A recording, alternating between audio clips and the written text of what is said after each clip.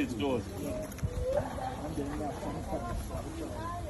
That's why you don't get up. But give us some time. Give us another 2 hours. Alright? Come in there. And they have the title. There's really no dispute.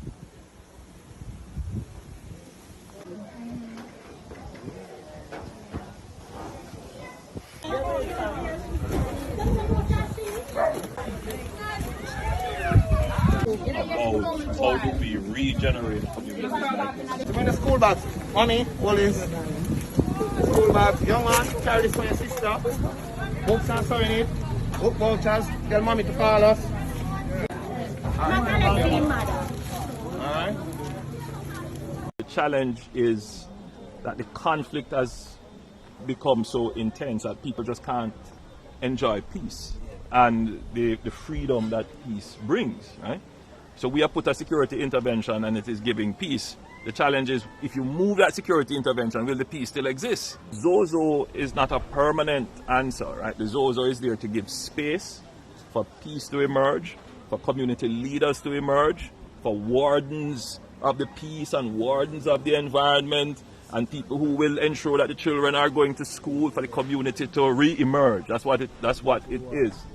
And if we can increase the resources and expand the domain of the Zozo, we will do it. So we have to really examine it. So I agree with what you're saying, that, hey, look at that community having peace and I can't have it here. It's always a difficult call. Nevertheless, the interventions that we're doing outside of security can bring peace. Yes. All right. So if we do other interventions, such as this kind of urban renewal that we plan to launch in this area, it can very well change people's circumstances and how their outlook on their environment. So what we want to do is, so let's take this block, and we can work with the people who own it, if we can find them, and we'll take this entire block and we will redevelop this block so that people can have better quality of housing, and maybe that will change their outlook, change their perspective. You know, that's what we're going to do here. All right, so we're going to look at the lot here. Who knows, maybe if the owners next door are willing to participate, we could take the entire block and redevelop it. On the spot news media, we got the latest news. We don't care about the views, we just representing right. Put local news internationally every night. On the spot, wave that Jamaican flag from left to right. Let's get it right, y'all know the type. We ain't dealing with the hype, we make it take flight. Yeah, man, my viewers and subscribers, what go on. A blessed and wonderful Wednesday morning to each and every person out there tuning into On The Spot News Media. Now, my peeps, I don't know how we do it over on this side each and every morning. We have to give thanks and praise to the Most High Creator for the preservation of life, because life is indeed the greatest.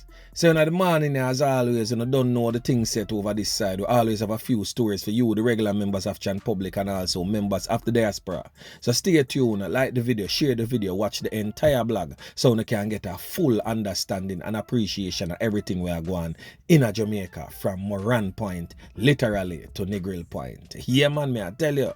So anyway, my peeps, we're going to start off with this morning's set of statistics, where the country has so far recorded over 900 loss of life, courtesy of the old dirty corner boy them.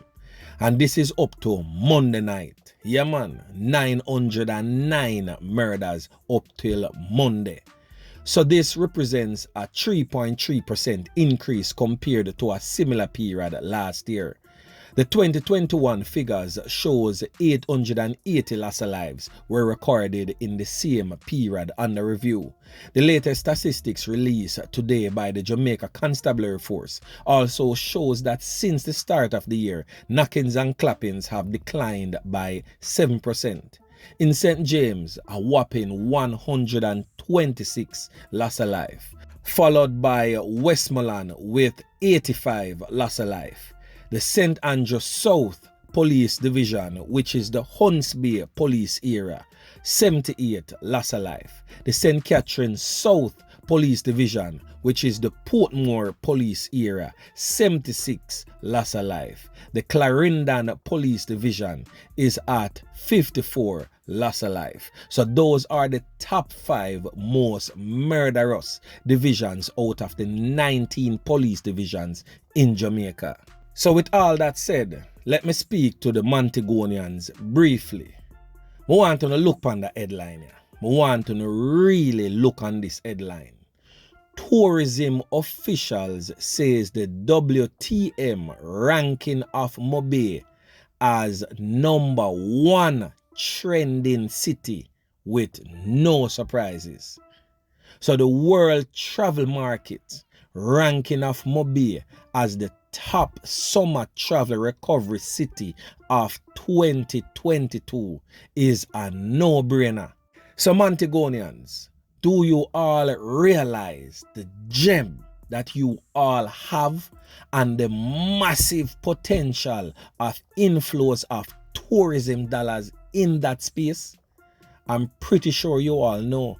But guess what? Because the scamming money is sweet, nobody not really too care about the tourism dollars. But what about the workers, the hotel workers that is living within your space? We not care about them people. We not care about the livelihood of others who are not in the field of scamming. Come on, Montegonians. We no need to step up on the game. As me always say, everybody else in the world love Jamaicans, except Jamaicans. But anyway, my peeps, make we continue. So we're going to start off with a really sad story out of Clarendon this morning.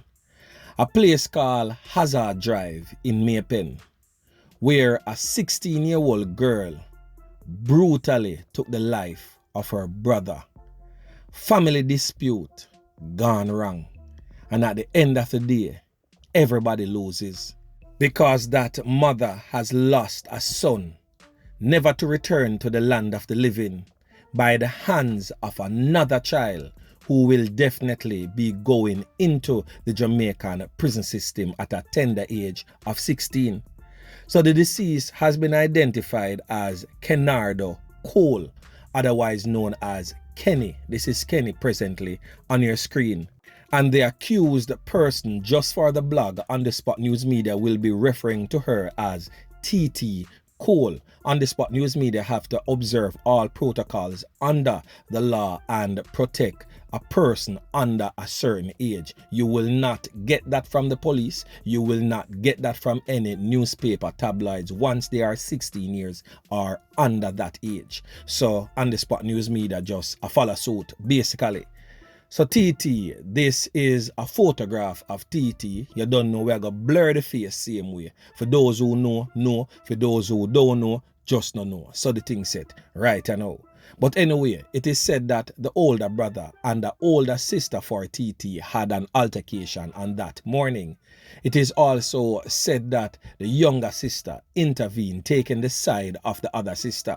It is also reported that the older brother, the deceased, threatened to slap up the younger sister if she not basically go sit down and come out a big people argument. In a rage, the younger sister stood up to the older brother and stated that if you ever lick me, you see we go on in here. It is said that the older brother allegedly slapped her and tell her to go sit down. She rushed for a knife and stabbed him in his neck. He was rushed to the Maypen hospital where sadly he was pronounced you know what. After the whole incident took place, the 16-year-old was accosted and arrested by the police. She was also interviewed in the presence of her attorney on Monday, after which she was formally charged.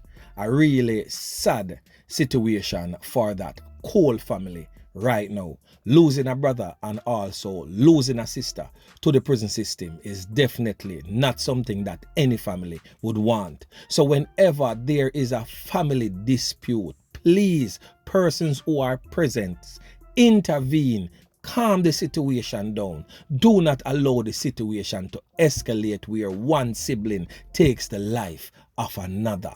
Alright my peeps, anyway, make we continue. So this next story I know that me I gonna share is a rather strange and bizarre story. I want to sit back and listen carefully to everything we on the Spot News Media. I gotta tell you no, because you know I gotta wonder if something can really go so. If bareface and out of order was ever a person, now this brother here would definitely be it. Coming from out of the streets of St. Elizabeth. Now this brother here, you know, listen to me carefully, you know, paid a man $100,000 for ClapWeh another man for dirt another man. Now that man decides him a go name the money and not carry out the works. Now this brother here end up turn around slap with the man where him pay if he go slap with a man and get sentenced to prison and decides him want to appeal the case because the judge not deal with him justly. Boy, me I tell you my peeps, I want to listen to the facts. I go outline the facts right now how it all unfolded. So the facts of the case were that in 2015, the accused man Sanjay Splat contracted a man known as Everton Mullins for a price of $100,000 to slap with another man.